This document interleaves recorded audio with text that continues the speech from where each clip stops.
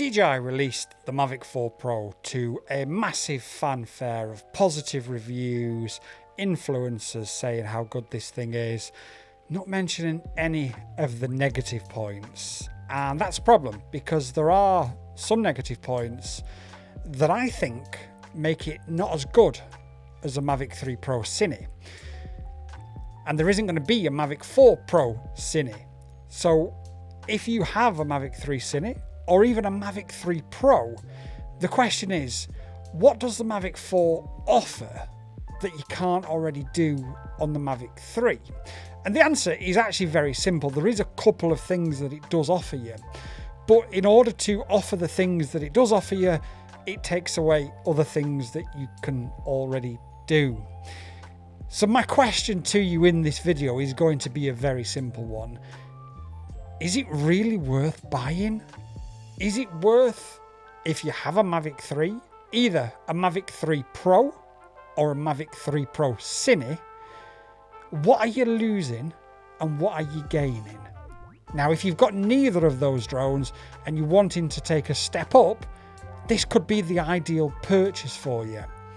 But again, we like to keep it real on this channel, as you guys know, and there's a few negatives in that as well.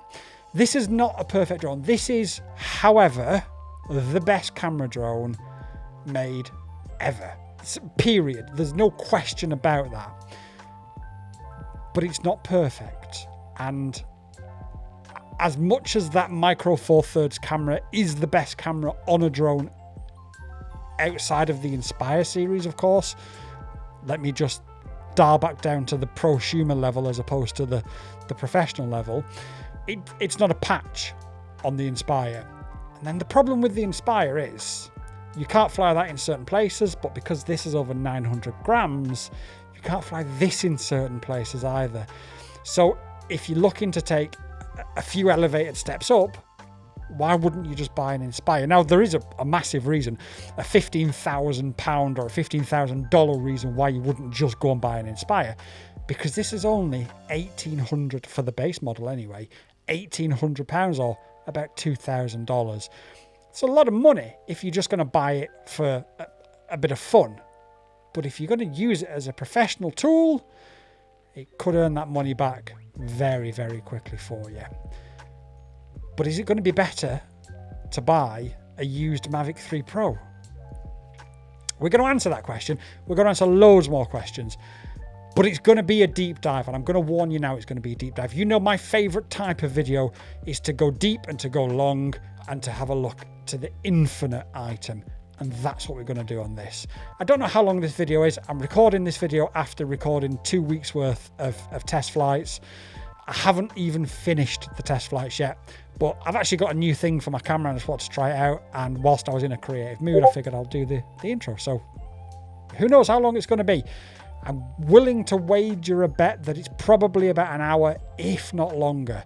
But for that, you are going to get a look at why ND filters matter. You're going to get a look at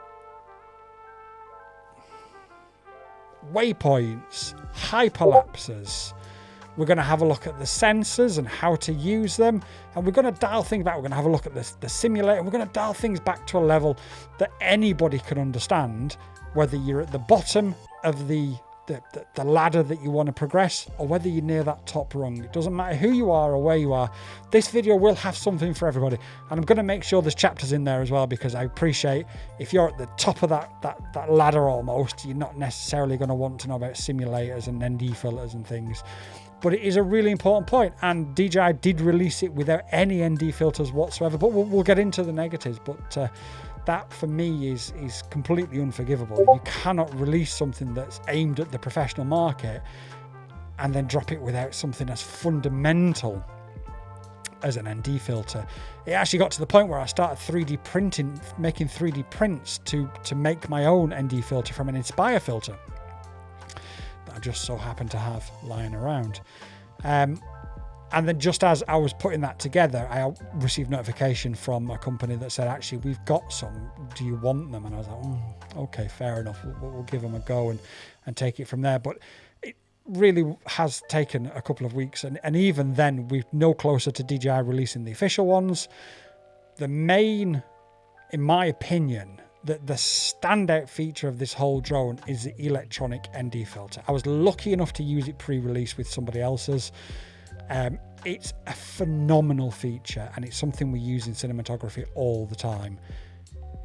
That also got dropped on release day, which DJI would have known about this long before release day. So why only drop the feature on release day?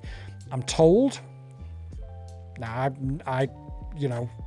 I'm not in there. I don't know anything definite, but I'm told the END filter should come out. They're redesigning it, and it should come out around about July time. So take that as you may. I'm not 100% sure, but that's what I've been told, and that's all I can go off at this moment in time. So let's get into this video. Grab yourself a nice big drink. Make it a nice ice cold one or a red hot one, because it's going to be a long one. Grab yourself some potato chips or some other snacks to snack, or get some healthy snacks. No, don't get healthy snacks. It's going to be a long one. You're going to need that sugar rush to stay awake. Let's go. Got my sunglasses on. So what we're going to do is we're going to check it out. Now, we can see that we are plus 1.7 overexposed. So without ND filters from DJI or a third party, we're going to have to increase the shutter speed. And this is a reoccurring theme, I'm sure you will all agree, of something that I'm constantly complaining about, because it's just not good enough. It's just not good enough. But first things first, what we'll do is we'll just do a very basic little orbit around. Now I'm over the park, and the good thing is I don't necessarily like the fact it's a 28mm main lens instead of a 24mm main lens.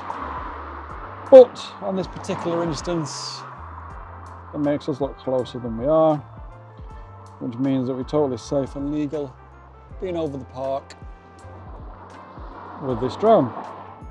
We're also more than 30 meters high as well. Now I was hoping to see some tractors and things digging it up today, but unfortunately I don't think we're going to see that, which is going to be a bit of a shame.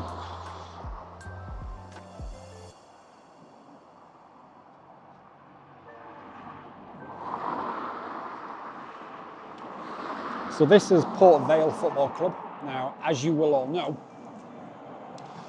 regular viewers, this is probably not the best place to record a video because it's quite loud, but regular viewers to the channel will know that I am a Manchester United fan, and whenever I'm in front of camera, generally speaking, I will be wearing a Manchester United top. However, Port Vale have just been promoted up a league, and they're digging the pitch up in order to get it up to standard for next season already. So why not give them a little bit of publicity?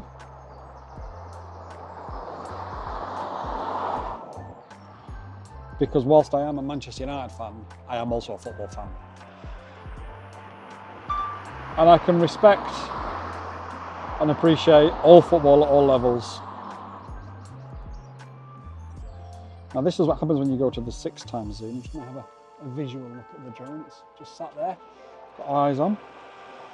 I think what we'll probably do is go to that 2.5x zoom.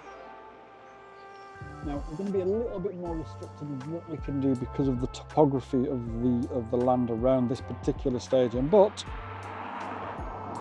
there are still things that we can do when we use that lens.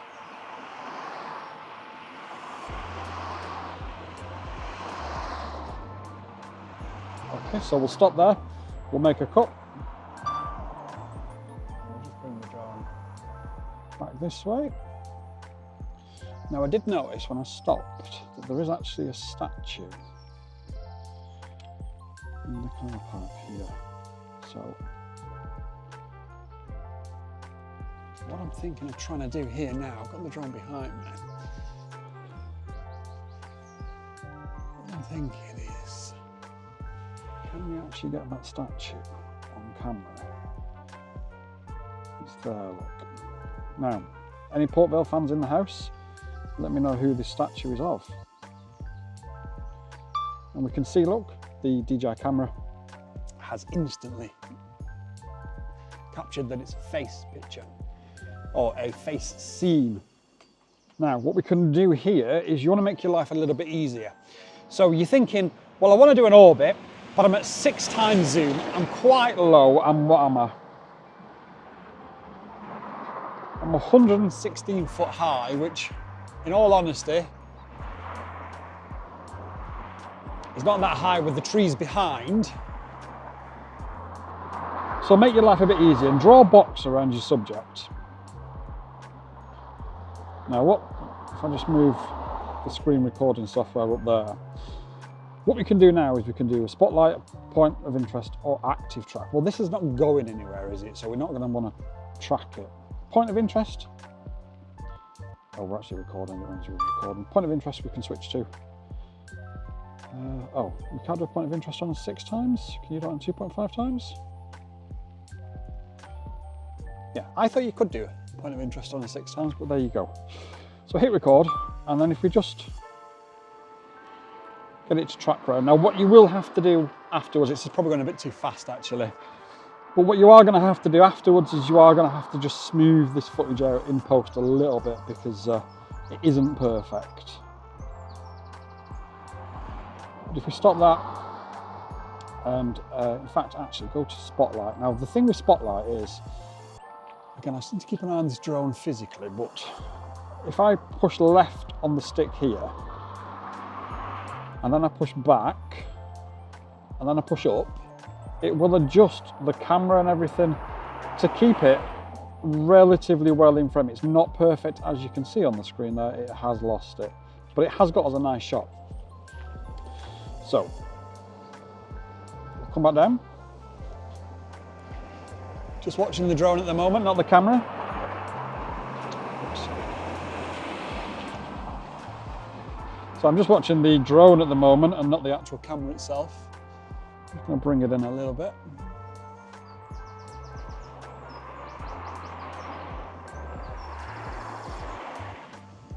Okay. Okay. So we'll stop that and we'll go to 6 times and we'll see what it actually allows us to do. I think it may just allow us to do spotlight, but that's very similar to what we've just done, only this time with the 6 times. Now, I'd advise you move your sticks a lot slower on this one because it's going to struggle a little bit to keep up. But you don't need to move the gimbal. So I'm going to push up, look, and then I'm going to push back, and eventually gives us, now this is a really wobbly shot as we can see, so we are going to have to adjust this in post.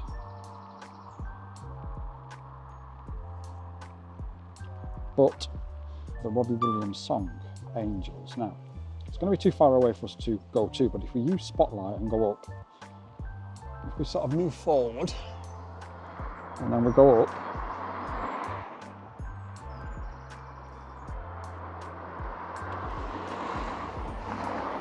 now I've got the drone in visual line of sight. I'm probably not going to go much further than that. Let me just stop that spotlight. But yeah, if any local can tell me if that's true, does that clock tower with the clock on top of it, which has an angel right at the very top, is that the inspiration for the song Robbie Williams' Angels? I would love to know if that's actually true or not. I'm not a local, so I don't know.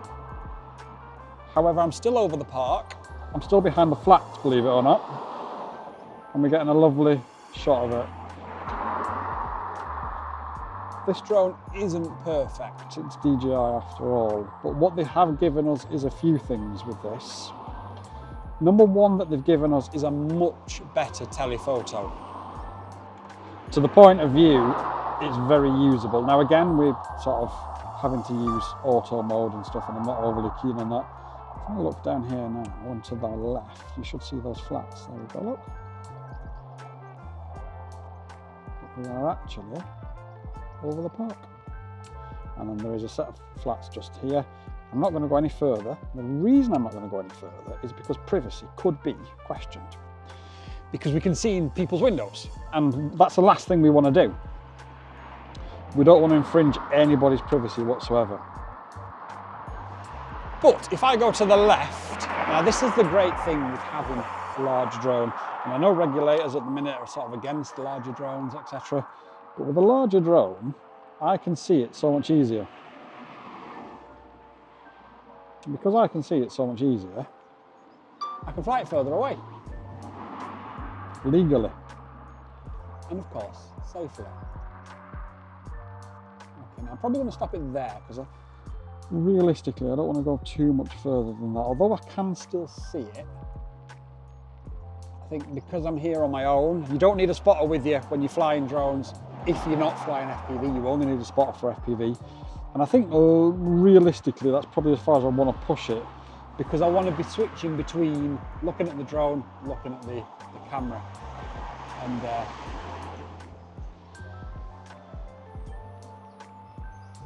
I just want to keep it as safe as possible. Now there is apparently, and this is not going to be the smoothest move because I'm not aiming to be smooth with this. I'm just aiming to keep it in view. But apparently, I'm going to have to stop in a second if I can't see it. Somewhere here is a statue of the Motorhead singer Lemmy, which I believe is just behind that building there.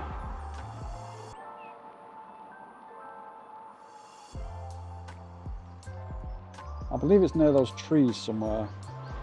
Like I said, this is not designed to be the most smoothest. Max altitude reached. There we go, so we're at 399 foot. It's in these trees somewhere. I'm not overly sure, but we're still over the park, we're still safe, we're still legal. However, I've pushed it a fair old distance there. Again, I can still see it, it's not a problem.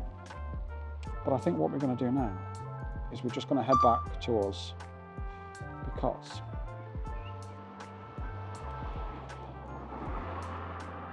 we'd like to have a look and see what they're doing at Port Vale. Now again, a fair old distance away. I am just going to move left and right quickly. Something I told you guys not to do, but that is aimed realistically not at actually having footage. That is just me having a look at what's going on. Now, this place is used for recreation. We're 400 foot high, so legally we can actually fly over it with this drone using Article 16 of FPV UK.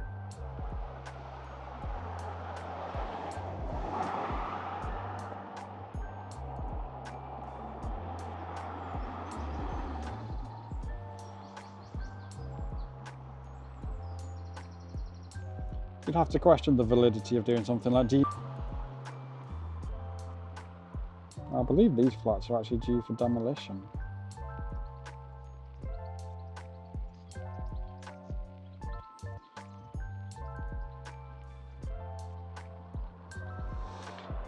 Shooting at 6K 24 frames per second will give us lovely, lovely footage.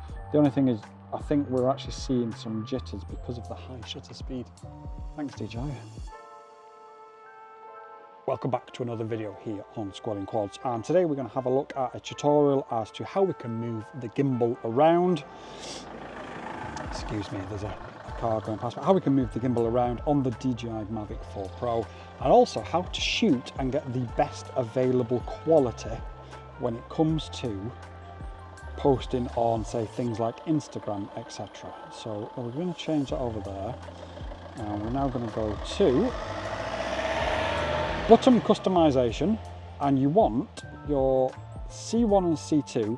So if you hold, oh, it's already set up actually. If you hold the C1 and move the right dial, you've got a gimbal roll.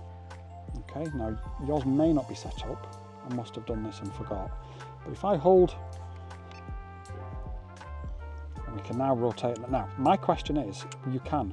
So, one of the biggest issues I've got with this drone, in fact, let me just switch over to video so that you can at least look at something nice while we do this. Now, if I go to the settings, I'm gonna stay at, well, I'm actually gonna go, because this is gonna be used exclusively now for social media.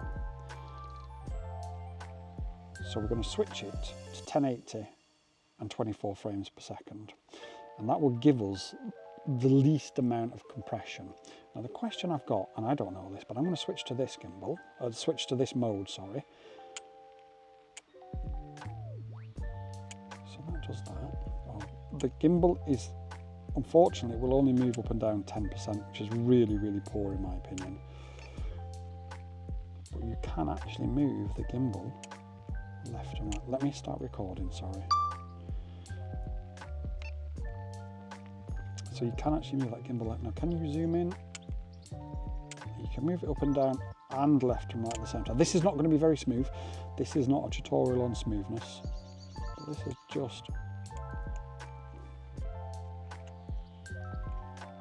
Sorry, it seems to have... Can you want to move it so far that way? Now this is probably going to be the most overused feature on this drone ever. Oh, I see. Because I'm there, it will only let me go so far, and then I've got to straighten it up. Go back to 0% here, look. And you can see at the top of the screen, we've got the different levels of angles. But that is as far down as that gimbal will go in portrait mode. So what you'd have to do, if you wanted to say shoot a bit zoomed in, you're going to have to move quite a fair way back, look. Because that is the max gimbal tilt angle that you can get in portrait mode. Which is a real shame. It does make the level of usability a little bit low, I'm afraid. Now we'll switch to the main camera because I want to switch things up a little bit. So we'll switch to the main camera, and then also we are going to switch to 6K. Now, we're going to stay at 24 frames per second. But we're going to switch to 6K. Now my question to you guys, let's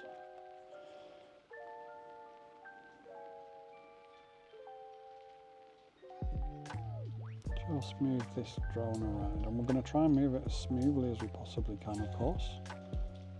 Coordinate our sticks and our gimbal. But my question to you guys is, what is in these buildings here? So if I just slide that over there. Now the question is, what is in these buildings? Are these servers?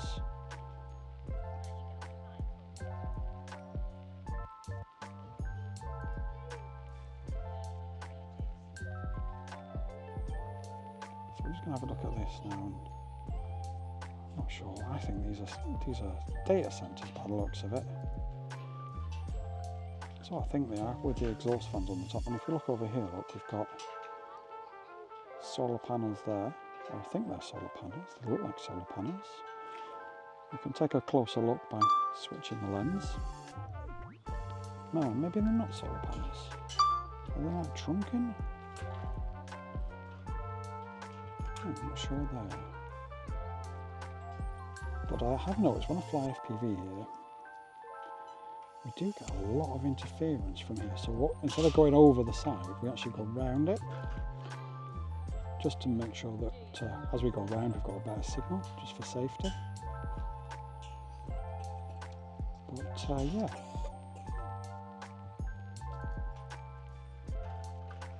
I'm not sure what that's all about. Let me know in the comments down below. Right.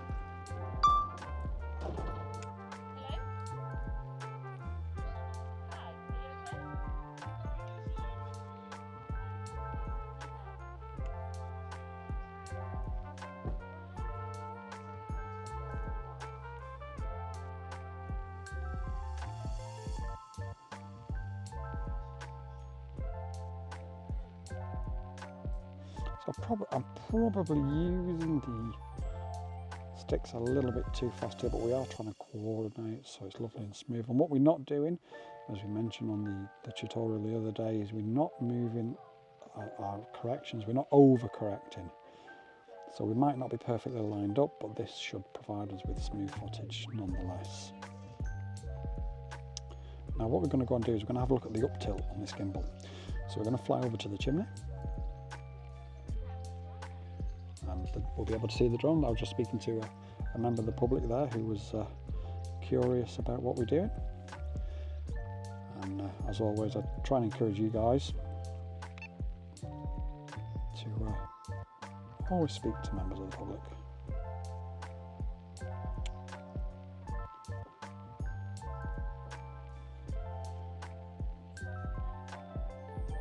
That's just manually rotating that gimbal left and right. So let's put it back to 0. And we can now see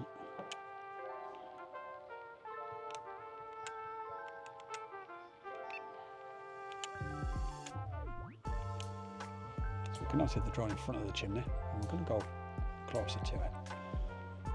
Now bearing in mind, obviously what you're going to see on the camera is going to appear closer than it is, but we've got sensors, we've got all that turned on. And this is probably going to be another little tutorial for you guys to see how well those sensors work. The main thing is that we watch out for any birds and that sort of thing. But the good thing with the gimbal on this, there is a bird around there, but I'm watching it. And the good thing with the gimbal on this, look, we've got a really large up tilt on it. So if we just go down, you can see the drone with our eyes. There is a bird above us.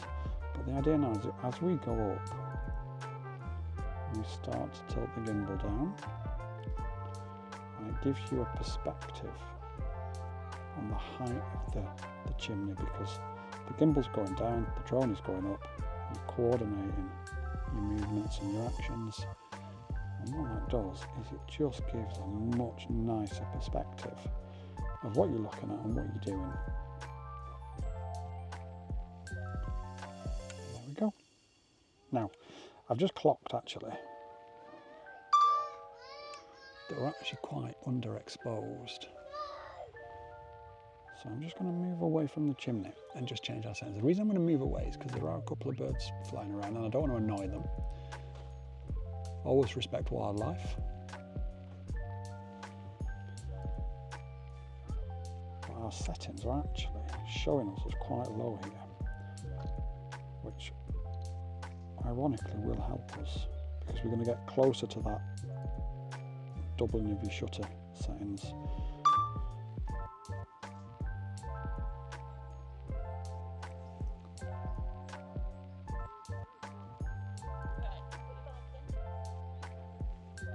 Lovely and close again. We'll get everything lined up.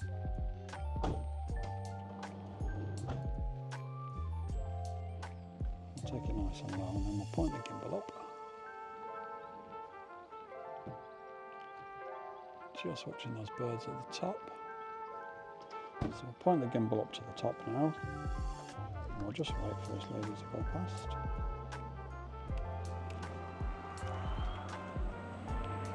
Okay, so as we now start our climb up, we're going to start the descent of the gimbal. And I'm just going to increase the speed of the climb to match the gimbal. Oh no! Right, 1 second. It says storage full. I don't think I've deleted the old videos that I took off yesterday, and I haven't put a memory card in it. We're exposed because it is a grey sky anyway. I'm going to lower the drone down a little bit. Again, I've got full visual line of sight of it.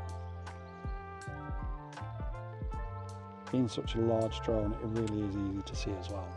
So let's go. I'm going to coordinate the gimbal. I'm going to coordinate the ascent rate. Probably gone a little bit too quick there. I'm just speeding that gimbal up, and that gives us a lovely reveal. And if we move the drone backwards, okay.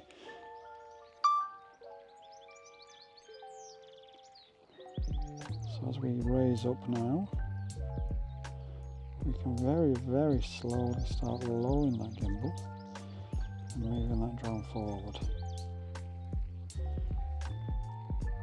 So we are slightly offset from it. This isn't going to be a perfect shot.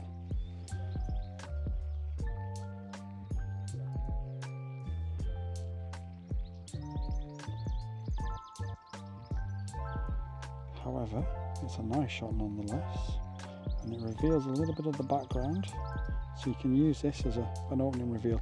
I would probably, if I was ever going to use this from a professional point of view. So, let's check our settings. No, that'll do. Now then, let me just double check. It's this one. Nope, it's this one. Yeah. So we want to go this way and this way. We're going far too fast, so we'll stop, we'll reset the camera and we'll go back. We'll move into cine mode just to give us a little bit of a helping hand.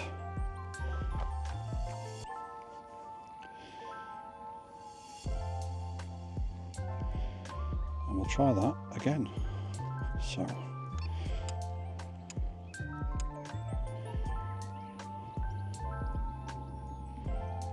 we'll get it going.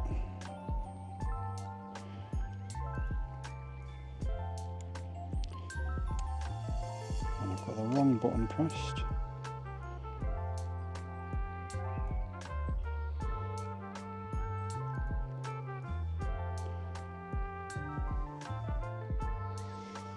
I'm super concentrating here now because one, I've got to mix what I'm doing. Two, I've got birds flying around me. Three, I've also got to watch the drone as well. But I think we can all agree it produces a pretty spectacular shot.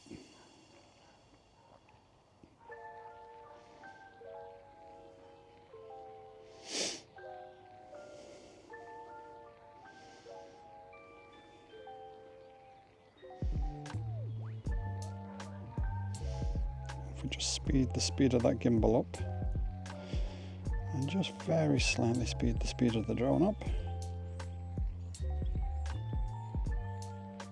There we go. Lovely and coordinated around there now.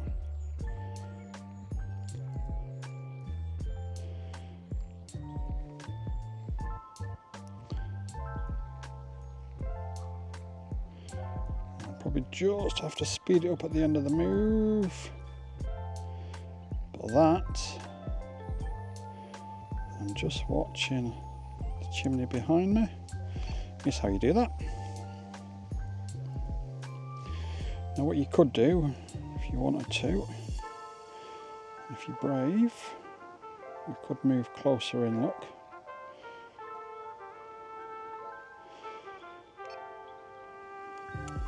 So if we do this again, look now. In fact, if we go the other way, so with that we're going to push both sticks in as opposed to out. And then we'll spin the gimbal that way.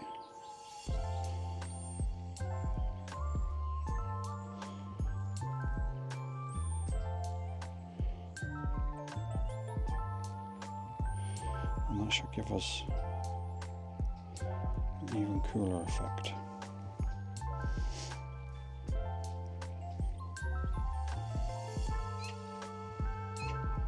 With the chimney revealing in the background as we're upside down.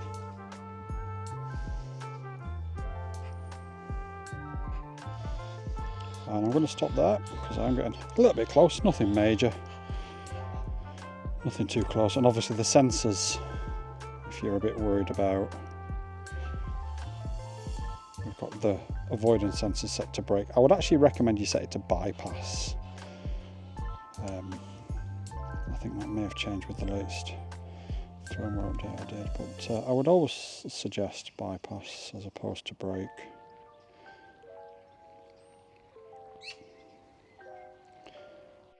Another direct comparison that we're going to make in these next few clips is the difference in the main camera on the Mavic 4 Pro and the Mavic 3 Pro Cine.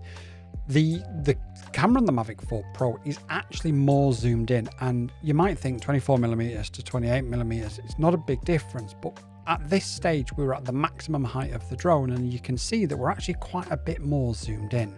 Now, it's less pronounced on the zoom lens, as you can see here. This is the 170mm versus the 166mm, but the difference here being, obviously, although the Mavic 4 Pro has got a slightly shorter lens, because the sensor and everything is set differently because of the main sensor, you're actually about the same distance in, as you can see here. That's not too much of a problem. They've dealt with that quite well. But the real problem is when you're at 400 foot, as an example, and you're pointing straight down, that 28mm lens versus the 24mm lens of the old Mavic 3 Pro Cine, or Mavic 3 Pro, or Mavic 3, as you can see here, really does compress you a lot closer to the ground.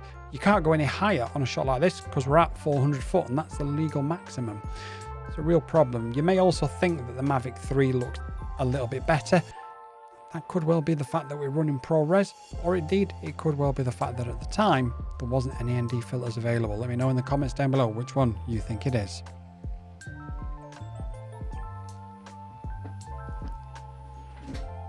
Next up, I wanted to show you guys the controller that comes with the non $4,500 version. I actually like this controller and I like it quite a lot. Now I've got it on the table here next to the Radiomaster GX12 just to give you a bit of a size comparison. Let's turn it on. First of all, I think it takes about 30 seconds to boot up. Hopefully under these lights it shouldn't be too bad. I've sort of adjusted the light angle and stuff, so hopefully you guys should be able to see it okay. Just wait for it to power up. But it does, like I say, it does take quite a long time. Now the version that comes with the expensive Mavic 4 Pro, the Creator combo, boots up in about half the time. It's not terrible, but it does take its sweet time. Now, account logged out, interesting. A few issues that I've got with this is this is better to use than the N3 or whatever it's called, the one where you put your own phone on there. And the reason for that is this has got two wheels. And those two wheels, one is for your gimbal up and down, one is for your zoom, but also if you press the C button, you can then manually twist that infinity gimbal as well. So this is much, much better to use. Just move that out of the way of the lights. That's much, much better to use. And it's DJI's way of saying, we've got this great controller, here's a little bit of it. And the reason I say here's a little bit of it is because, and I'll cut to another clip in a second, the screen in bright sunlight is really, really dull. Now, for any other sort of shooting that you're doing that isn't bright sunlight, it's not a problem. But in bright sunlight, it really does become an issue. I'm not sure what we've got here. I think we've just got, yeah. That's obviously, that's going to look quite washed out to you guys. The reason it looks quite washed out is because obviously I was shooting in log format, which is something you should always do if you're looking for the best possible quality. That's all that's actually saved on here. Everything else I've pulled off. Responsiveness wise, it's not too bad. In fact, it's going to ask us some questions, so let's answer these questions together. So which controller did I purchase? So it's the standard controller. How likely are you to recommend the Mavic 4 Pro to your friends and family? Well, you guys are my friends. How likely am I to recommend it to you guys? I'm probably going to say 8. Please explain in details the reason for your rating. Should I put C video? Should I be really C video on squadding quads YouTube? This wasn't a setup, by the way. I didn't know that this was going to happen. So it is nice and responsive. I don't have any problems with it other than the brightness of the screen. If the screen was brighter, then I'd say as nice as the Pro 2 is, this is more than enough. Pre-sale service, well, I'll say 5 because they contacted me. Purchasing experience, I'll say 5 because they contacted me. Aircraft shooting performance, I'm going to say 4, purely because I've got a Mavic 3 Pro Cine, and that's why. And if they ask me why, I'll say that. Transmission capabilities, I've had 0 issues. Aircraft design, I'm going to say 4 because it's over 900 grams. Aircraft flight time, I'm going to say 5 because it's up there with the best. In what scenarios do you use the Mavic 4 Pro? Select up to 3 choices. Urban, events, sports. Oh no, oh no. I'll just have to do that. There are more that I wanted to select, and we're going to have a live stream shortly as well. How often do you use the DJI simulator? Well, I've used it once. So only used during the initial period after purchasing the drone. I'm going to say 1 to 3 times a month, and that's a lie, but that's because I think this is really useful for a lot of you guys out there, and what I don't want to do is get DJI thinking that it's pointless and remove it. What do you think the main purpose of the DJI simulator is for you? Choose all that apply. Learn basics, familiarise yourself with the remote functions, that's one. Practice flight skills. Again, that was a good one when I thought, well, if I orbit a building one way and orbit the infinity gimbal the other way, how will it look? And it worked out really well.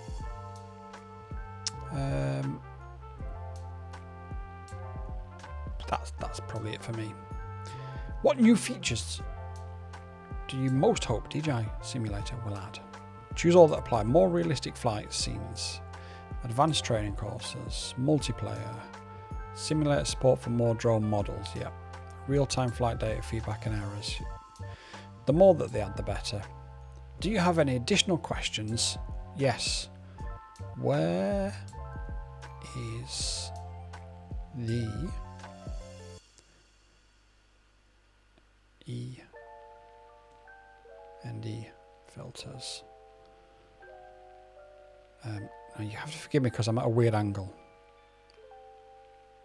and I'm using gloves.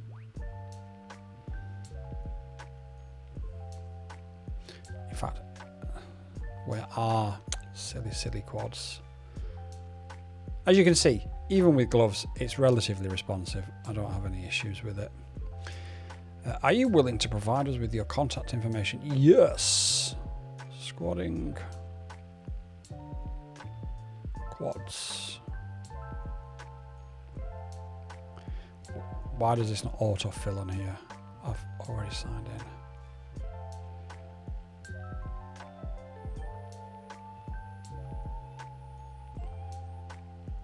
So team at squad quads. Oh. 1 second.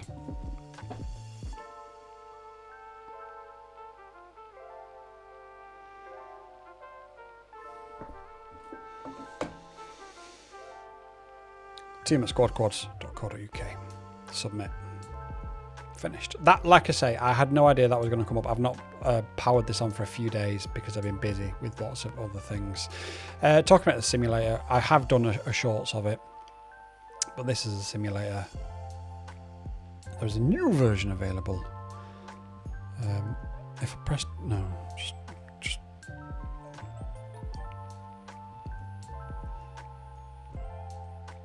I think in the new version there is actually more places available to fly, but it's good. I mean,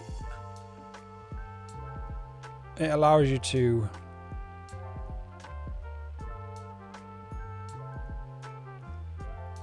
practice. I assume things like obstacle avoidance are on by default, but should we find out?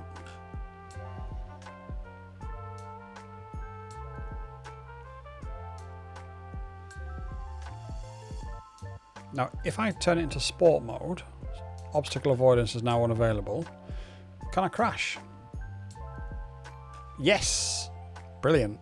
I say brilliant because obviously that helps you guys know the difference. What is this, a video?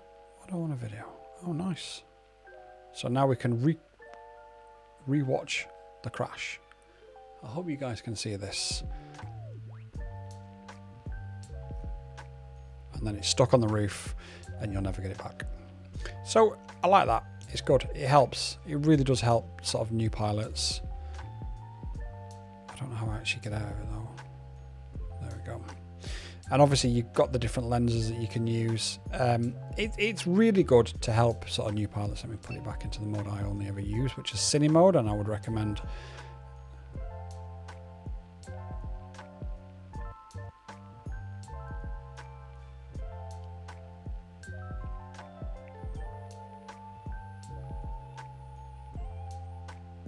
So yeah, that's the simulator.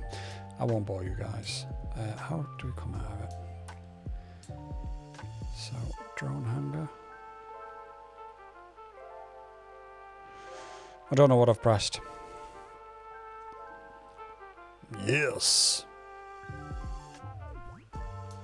So I was saying that I don't have any issues with the... there we go. I don't know. Maybe DJI finally caught onto me. And they know that I'm recording this video and it's not 100% positive.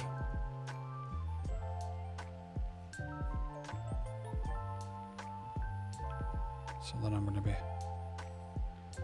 repossessed.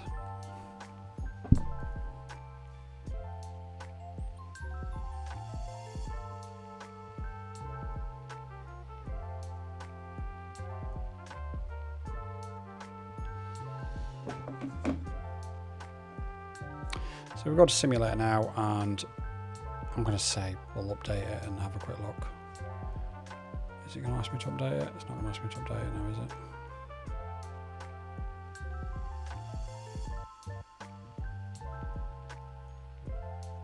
So I do like with DJI, a lot of it's it's all very, very straightforward. You just press a button to bind or to update or to do whatever, and away you go. And like I say, I've got the Radiomaster GX12 next to it to show you the difference in the sizes. It's lighter than the GX12, just about. So if you are somebody that prefers, I'm trying not to get any light.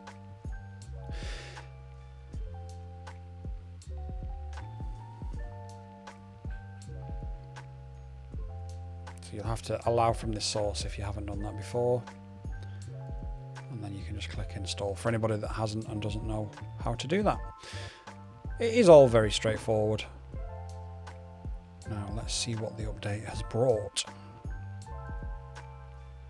I must clean this GX12. It's very dusty. Which makes no sense because I fly with it virtually every day. Although I do fly in dusty environments, so I guess that makes sense. Oh, we've got Stonehenge as well. But we have to download that.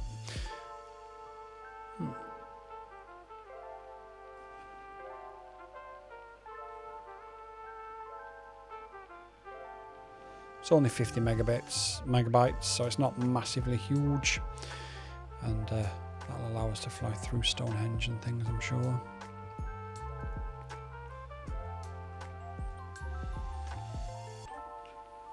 Just move this out of the way a little bit.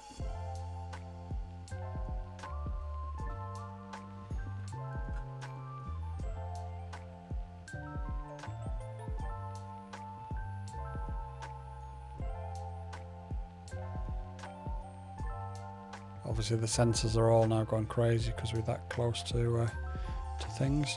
Now we have got it set to this look, so it'll stop. But if you go into the settings and you set it to bypass, does it allow us to set nifty? I don't think it does it? So now, let's do that same run up again. And we'll just use the right stick. So what you can see now, look, is the drone is actually going up to bypass the objects that it can see. And this is how your drone will work in real life as well. So if we're going to hit that stone at the back. So let's go forward, and you can see it's just raised up because it knows it's going to hit it because the LiDAR, etc. is all looking around. So that's, again, another... If I can just do this without too much glare. You've got that one for that. You've got that one for your zoom. However, if you hold that one, you can then, that one, you can then twist the infinity gimbal left and right whilst also tilting it up and down. And obviously also flying the drone as well. Press that and it resets it.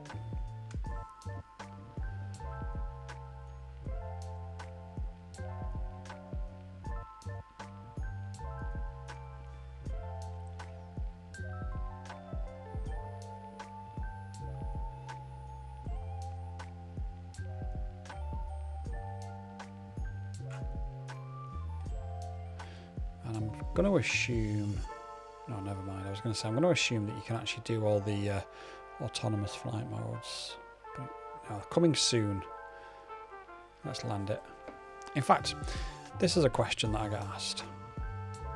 If I set it to auto land and there's something underneath the drone. So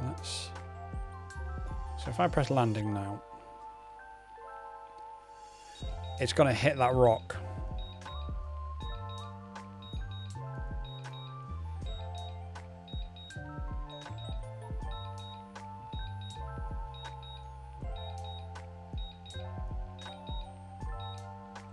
Landed on the rock.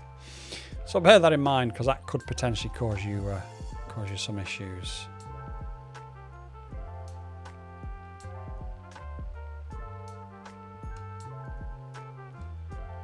But there is Stonehenge for anybody that's never seen it. It's a world famous monument here in the United Kingdom. And now you can fly it in your DJI simulator. So I'm just going to cut to a little bit of footage now from outside at the park to show you guys the difference in how bright this screen is and how bright it is versus a mobile phone. Now, I do admit, and I will admit now, that the mobile phone I use is probably the brightest available on the market right now. But it's not as bright as the RC Pro 2. So is it going to be any good? We'll find out. But you can certainly see a difference between this and a decent mobile phone. Right. Enough jabbering from me. Enough flying around Stonehenge from me. Let's go to another discrepancy between the Mavic 4 Pro and the Mavic 3 is the included controller. Now, the problem is that controller there does have a lot of good things about it, but the screen, as you can see, is incredibly dull versus my phone. Admittedly, as I mentioned in the past few days, it is a Samsung Galaxy S25 Ultra, so it's no cheap phone. However, it's going to cost you about the same as the RC2 Pro, but you can also have a phone as well. I do like what that does. I do like some of the functionality that it's got, but for me the screen just isn't bright enough, and I'm sure you could probably get sun hoods to help, but when you're in the sun, when you really want to be out flying, it is difficult to see. Whereas, as you can see with my phone just sat there, it really isn't. Both devices are at max brightness for a fair comparison as well. I actually really want to rate that one a hell of a lot more than I do, and if that one had maybe the brightness of maybe 3/4 of that one, I'd probably say be going for that. But the problem is, to get all the features on that, but a screen that's as bright as that, you're spending about £1,200, €1,200, $1,200 if you can even get this in the USA. Yeah, I'm not sure. So it's not perfect. There are issues with it. It is a fantastic drone, but there are lots of different choices that you are going to need to make as to whether or not this is going to be the one for you. Let's go back to the studio and have a look in a closer detail at these controllers. So we're out at the field and we're going to fly both the Mavic 3 Dual and the Mavic 4 Pro. We can see from the top that there is quite a considerable size difference between the Mavic 3 and the Mavic 4 Pro. Weight difference is probably about an extra 30 or 40 grams on the Mavic 4 Pro, and you can see one of the main differences is in how the sensors are. Let me move the camera to the side to explain. But you can see here the sensors are on the side of the Mavic 3, whereas on the Mavic 4 Pro they are more on the top and facing out, which gives that really weird look when viewing these sensors from the controller. And obviously the cameras, as you can see, are quite substantially different. That's got 2, that's got 3, but obviously that infinity gimbal allows much more movement and different shots. But yeah, there's a quick comparison between the size. I didn't quite think it was that much bigger, but my God, it's a behemoth.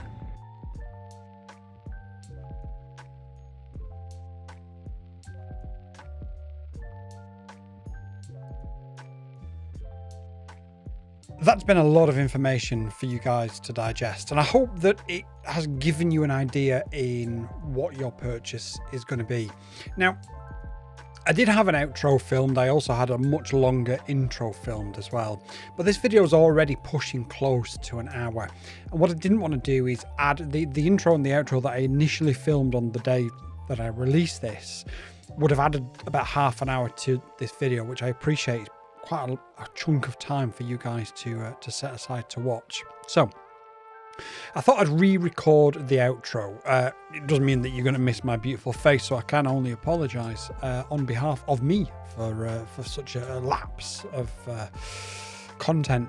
However, it's important that we do discuss a few of the issues and whether or not we recommend it. So first of all, the biggest issue is the lack of ProRes RAW when it comes to the Mavic 4 Pro versus the Mavic 3 Cine. The Mavic 3 Cine shoots in about 3,700 megabits per second. The Mavic 4 shoots in 150 megabits per second. So whilst you're getting a better camera, a better sensor and more megapixels, the amount of information that the drone can actually pull in is significantly reduced. Now DJI are using a new codec that they've designed themselves, and we can see from the shots that actually the footage is more than good enough, is more than stunning enough. However, all that being said, it's a real shame that there isn't a Mavic 4 Pro Cine so that we can upgrade, people like myself who do use these things or have used these things professionally in the past, to something that's the equivalent but with all the new gubbins on it. The LiDAR, is great. The Infinity Gimbal's brilliant, but please don't overuse it. I've probably overused it in this video. There's so much good that DJI have done with this. But as always, whenever we say that there's something good, there's also a negative. So another great point is the extra quality and flight modes and everything that you get is offset in the fact that it's over 900 grams. Now that's something that may only be affecting the UK at the moment, but on the 1st of January 2026, the rules and regulations are going to change, and anything under 900 grams is essentially going to get the same sort of freedom almost as the sub 250 stuff does now. This then won't get those freedoms, but my Mavic 3 Dual will. My Mavic 3 Cine won't. So again, it's horses for courses. There's loads of different reasons to purchase it. There's a few different reasons not to purchase it. One of the biggest issues I had and still do have to this day is the lack of electronic ND filters. This was a standout feature. We use it in cinematography all the time. If you've ever watched the show on Netflix called Adolescence, and you wondered, that was all done in one shot. Every episode was one shot. There was no cuts. And if you ever wondered how they went from a really bright day outside into a school and didn't have to stop and change the settings, and you never saw the sort of exposure of the video change as they moved in and out, that's because they had a remote electronic ND filter. So you had a focus puller on one side and an ND filter guy on the other side, and as they walked through and did each different shot, they was able to change and adjust it. An electronic ND filter is a game changer, and I know we use that phrase a little bit too much on YouTube. I try not to as much as possible, but it is a game changer. It genuinely is. Now, that was supposed to be included in the cost of the creator combo. It got dropped on the day of release. The price didn't get dropped. So yeah, a bit negative from DJI there. I'm told it should be coming out about the end of July. This video is recorded just before July begins. It will be about £220, €220, $220, and it will give you an ND between 1 and 64, and I believe there will also be one from 64 to 128. Seems expensive, but believe you me, having the ability to change your ND filter settings whilst the drone is in the air and not having to land and switch ND filters is genuinely game changing. I just hope it comes out sooner rather than later. We've got ND filters now, so we're able to use the drone a lot more efficiently than we was initially. Overall, would I say that this is something I would recommend you guys should buy? If I'm being honest, if you've got a Mavic 3 Pro or a Mavic 3 Cine, I'd probably say no. In fact, if you've got a Mavic 3 Cine, I'd almost definitely say no. Unless you've got a use for the gimbal, the LiDAR, or you need better, I mean, it is better telephoto shots, but also, yeah. The other massive issue I've got with it is the main camera's 28mm instead of being 24mm. Now, we did have a quick look at the comparison earlier on in this video. In the main, you can just move the drone further away. There are some circumstances where you can't, especially if you're doing a top-down shot and you're at 400 feet already. You can't go any higher. And if you can't get the whole image in on that shot, you've got a real problem. So I think it's a fantastic drone, and I think it's a real worthy purchase. And I've really genuinely enjoyed using it for the past 5 weeks. And I wanted to give it a full sort of long-term test. Now, 5 weeks isn't necessarily long-term, and I'll revisit this maybe next year. But overall, I think it's a phenomenal drone. And if you have a reason to buy one, then I would highly recommend it. But just bear in mind, it does have those limitations. You may struggle to buy it in America. And the lack of electronic ND filter, which was for me one of the headline features, and it's still a bit quiet from DJI, is a little bit concerning. But you've seen the footage on the screen. I'd highly recommend that you pick one up. There will be a link in the description down below. It is an affiliate link. It won't cost you any extra, but it will help support the channel. And as you know, a lot of manufacturers don't want to work with us because of our unfiltered honesty. So the more help and support you guys can give us, the more content we can bring to you, and the more honesty, the more honest content we can bring to you guys. I've really enjoyed this. I think DJI have done well. I think it's a definite upgrade on the Mavic 3 Pro, but I don't think it's an upgrade on the Mavic 3 Cine. What do you think? Let me know in the comments down below. I am always responding to comments. I will respond to every single comment left. I am a pilot first and part of the community before I am a YouTuber, and I love talking and chilling with you guys. So let me know your thoughts. Let me know if you've enjoyed this video, of course, and if you haven't, tell me in the comments down below. Peace out.